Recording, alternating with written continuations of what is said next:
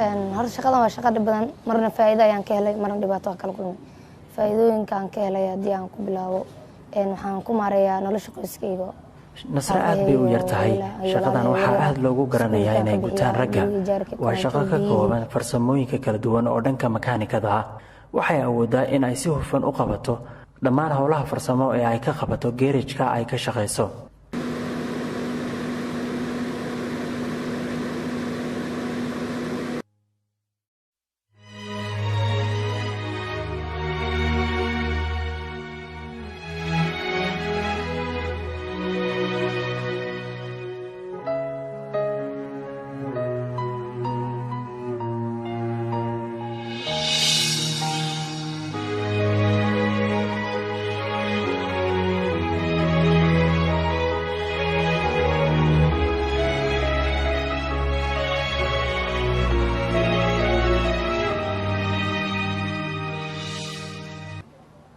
بسم الله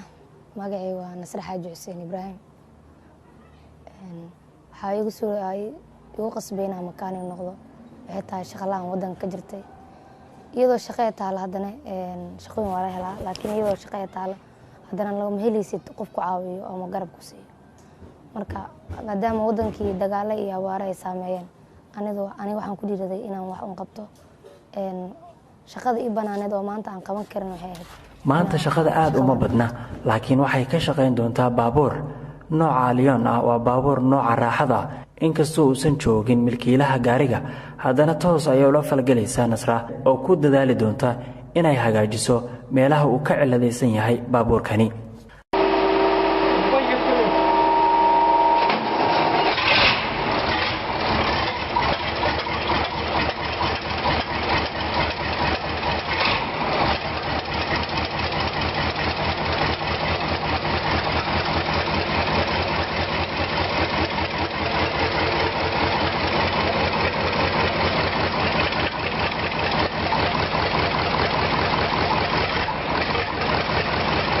hablaha Soomaaliyeed waxay awoodaan inay ka faa'iideystaan fikradaha noocan ah oo ay qabtaan shaqooyinka ay ragga qabtaan oo kale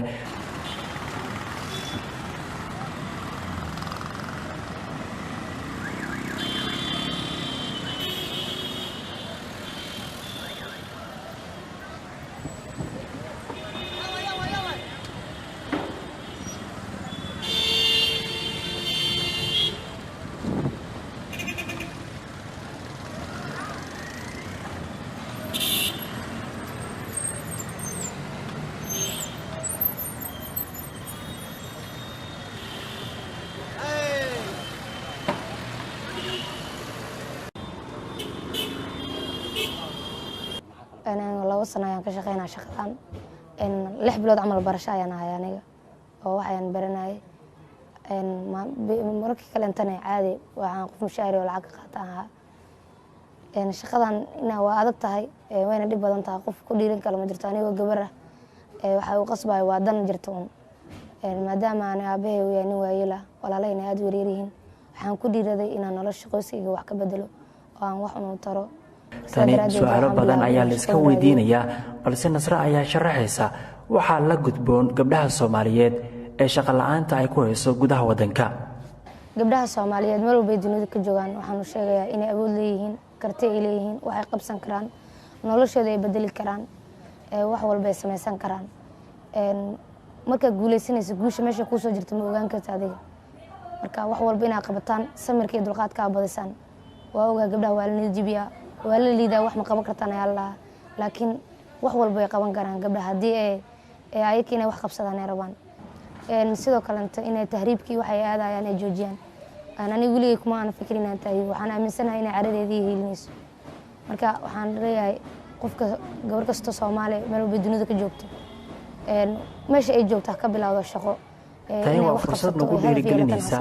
si dad badan oo dhalinyaro ah oo Soomaaliyeed ay u fakaraan una abuuraan jawi shaqo helis ama shaqo abuuris ah. sida Nasra ay aaminsan tahay in mustaqbalka ay hiigsanayso aragti ah in ay milkiso ama ay milki doonto howlaha noocan oo kale ah. aniga waxaan aad u jeclahay dadka aadka u liito ma jecla dadka lacagti waxaas leh. waxaan aad u jeclahay dadka masaakiinta inaan la sheekaysto oo hadafkooda wax la qabto. ani waxaan rabaa inaan meel kasta Soomaaliya joogto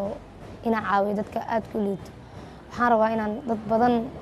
inaan shaqooyin u abuuro maadaama aan hadda ahay qof shaqeys oo shaqaale ah inaan aniga aan wax hadaf yeeshto oo aan kambaniyaal aan abuurto dhanka inaan garaashi waaweyn aan samaysto aniga leeyahay inaan wax badan qabsado aan caawiyo dadka masaakiinta ah inaan mar walba garab istaagsanaado.